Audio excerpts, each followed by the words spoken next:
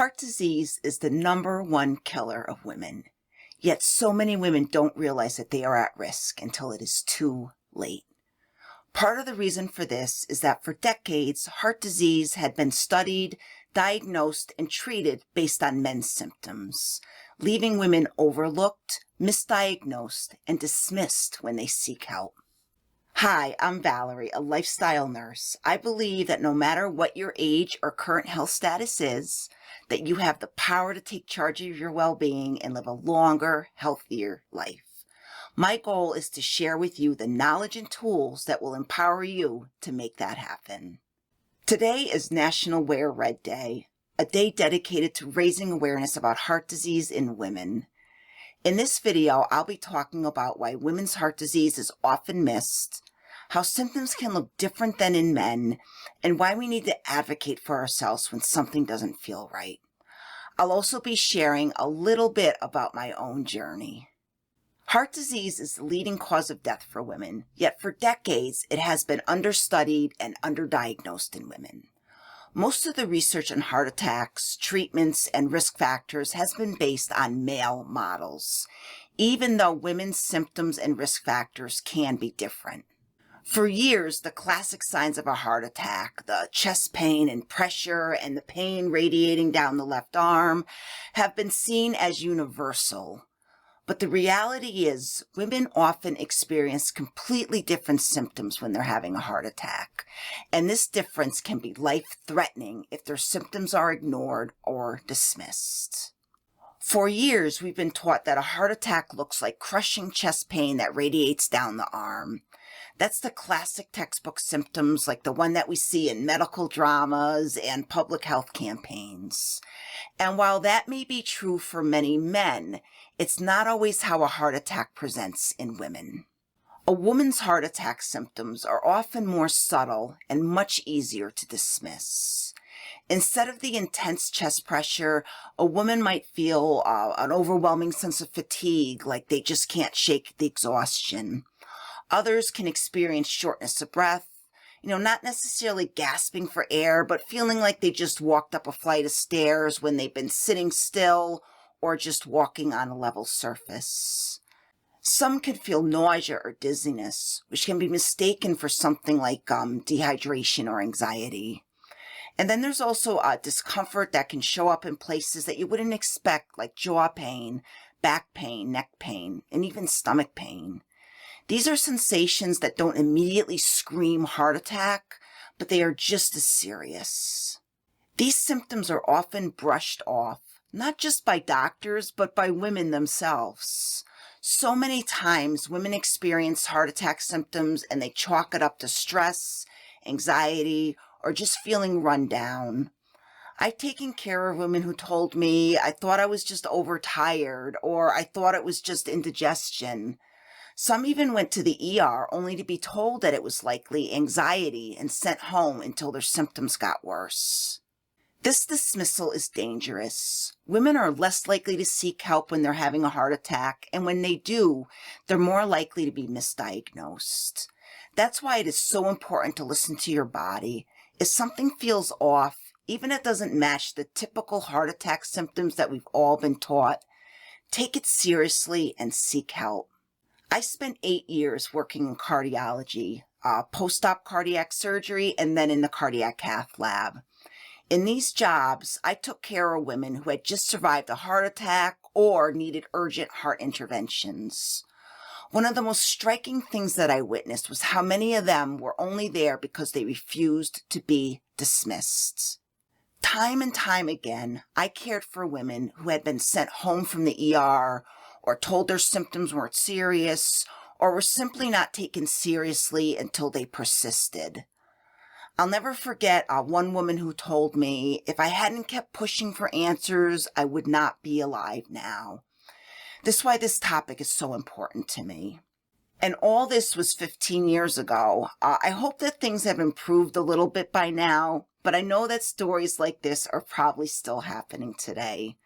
Women continue to have their heart symptoms misdiagnosed or ignored, which is why raising awareness is so important.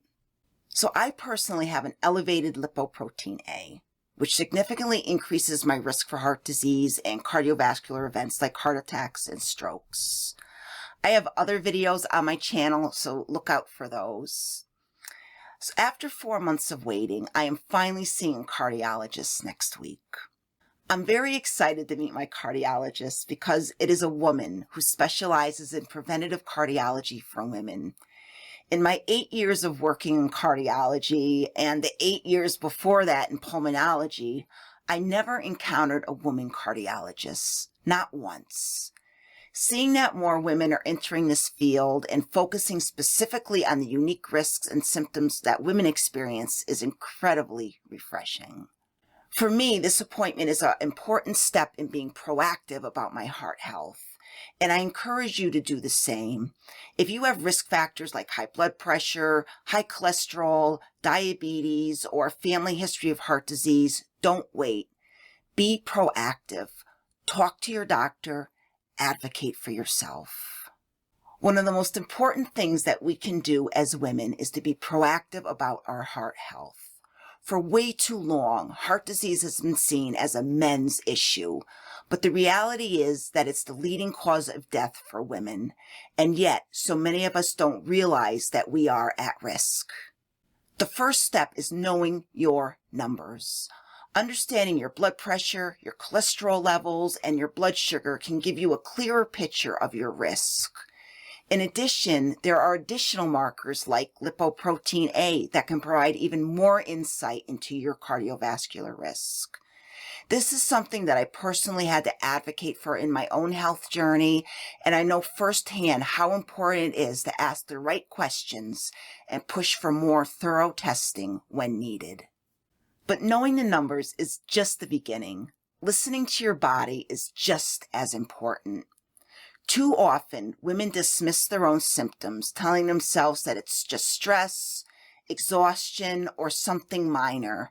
I've even seen some women just blame menopause. And unfortunately, when we do seek help, we aren't always taken seriously the first time. If something doesn't feel right, don't ignore it. Advocate for yourself, push for answers, and if necessary, even get a second opinion. Prevention also comes down to the daily choices that we make. A heart-healthy lifestyle is not about perfection, it's about consistency. Nourishing your body with whole foods, staying active, managing stress, and prioritizing quality sleep all play a role in keeping your heart healthy and strong.